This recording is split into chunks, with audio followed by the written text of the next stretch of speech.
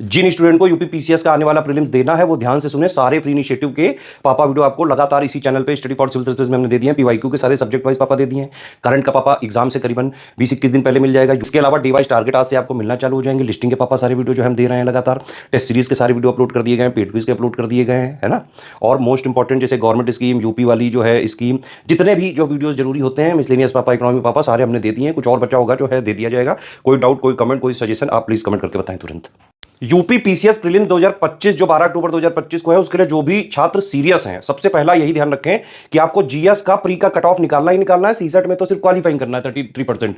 वो हमारा जो है सीसेट के फ्री पापा वीडियोस से प्लस जो है फिर 2018 से अभी तक के पेपर से आराम से सीसेट वाला पोर्शन जो है आपका क्लियर हो जाता है। जीएस में मेन है, जीएस में आपको 150 क्वेश्चन 200 नंबर में से टारगेट इतना रखना ही पड़ेगा। 105 क्वेश्चन का टारगेट रखिए, 140 नंबर का टारगेट रखिए, तब जाके कट ऑफ क्लियर होता है, क्योंकि 2-4-5 क्वेश्चन हर बार की तरह गलत होते हैं। ठीक है, अब ये पूरा कैसे किया जाता है वो समझिए। सबसे पहली बात तो ये कि 150 में से 120 से 125 क्वेश्चन इन तीन चीजों से हर बार आ जाते हैं। एससीएस का सिलेक्शन मटेरियल जो कि इस बार 1300 पेजेस का है।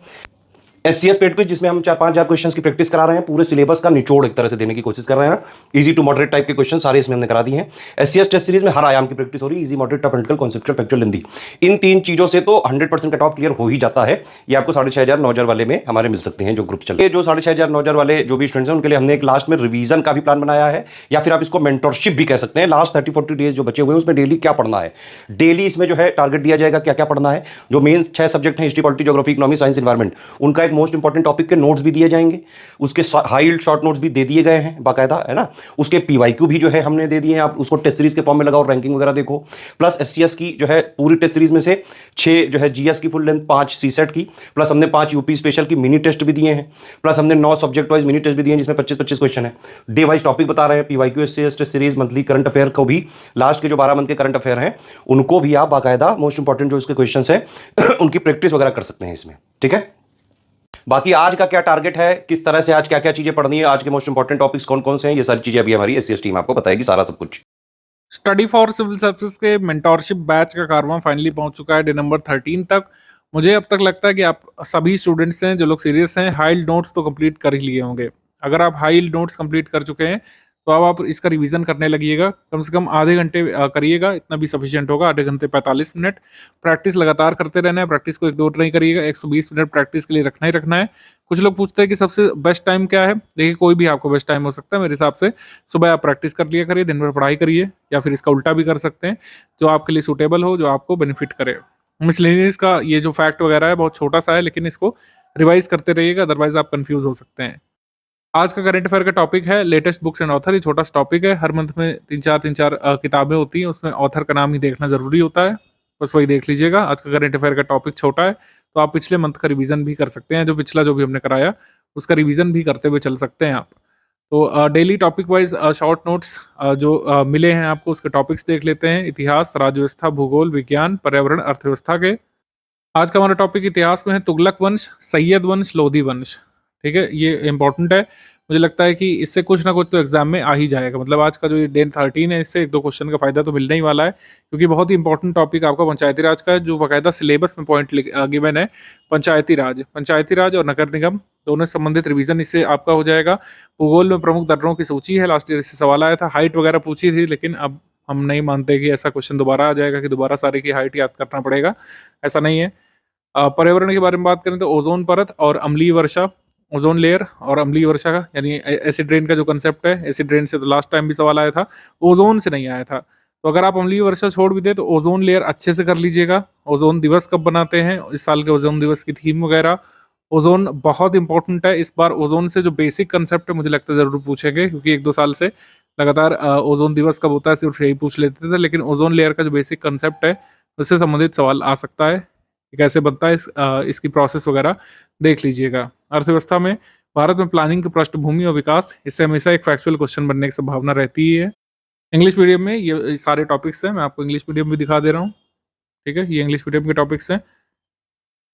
तो यहाँ पे अब तुगलक है, तो तुगलक के बारे में ये सारी चीज़ें तो टैबुलर वाइज गिवन है। मोहम्मद बिन तुगलक के बारे में भी गिवन है। मोहम्मद बिन तुगलक के बारे में ये जरूर ध्यान रखिएगा कि उसने जो एक्सपीडिशंस किए थे, जो 5 ऐसी योजनाएं बनाई जो असफल रही थी, चाहे राजधानी को दौलताबाद स्थानांतरित करना हो, चाहे टोकन करेंसी चलाना हो, चाहे विदेशी आक्रमण के लिए प्लान करना हो, ज़्यादातर अभियान मोहम्मद बिन तुगलक के गलत साबित हुए थे। ठीक है, मोहम्मद बिन तुगलक की रिलीजियस पॉलिसी लिबरल थी। मोहम्मद बिन तुगलक हालांकि अपने हिसाब से शासन करना पसंद करता था, ज़्यादा किसी का हस्तक्षेप नहीं पसंद करता था। इसको एक सनकी शासक भी कहा गया मोहम्मद बिन तुगलक को, कि एक बार जो तय कर लेता था वो उसको आगे बढ़ाता था अपनी योजना को, भले भले ही असफल हो जाए। ठीक है, इसके बाद ये जो है खिज़्र खान, बहलोल लोदी, इनको देख लीजिएगा। ये बाद के शासक हैं जब दिल्ली सल्तनत कमज़ोर पड़ गई थी। ये रिवाइज़ कर लीजिए इनके बारे में फैक्ट्स। पंचायती राज ये पूरा पढ़िएगा ध्यान से, क्योंकि ओवरऑल आपके चैप्टर का रिवीजन है, इससे कुछ ना कुछ तो हर बार आ ही जाता है। आज तक ऐसा मैंने पेपर नहीं देखा है, आप पिछले सारे पेपर देख सकते हैं, पंचायती राज से कुछ ना कुछ तो आता ही है यूपीपीएससी अपर के पेपर में, क्योंकि एक इंटीग्रल पार्ट है आपके सिलेबस का। पंचायती राज से कुछ ना कुछ तो आएगा ही। ये जो पॉइंट्स लिखे गए हैं एक्चुअली आप इनको पीवाईक्यू भी मान सकते हैं।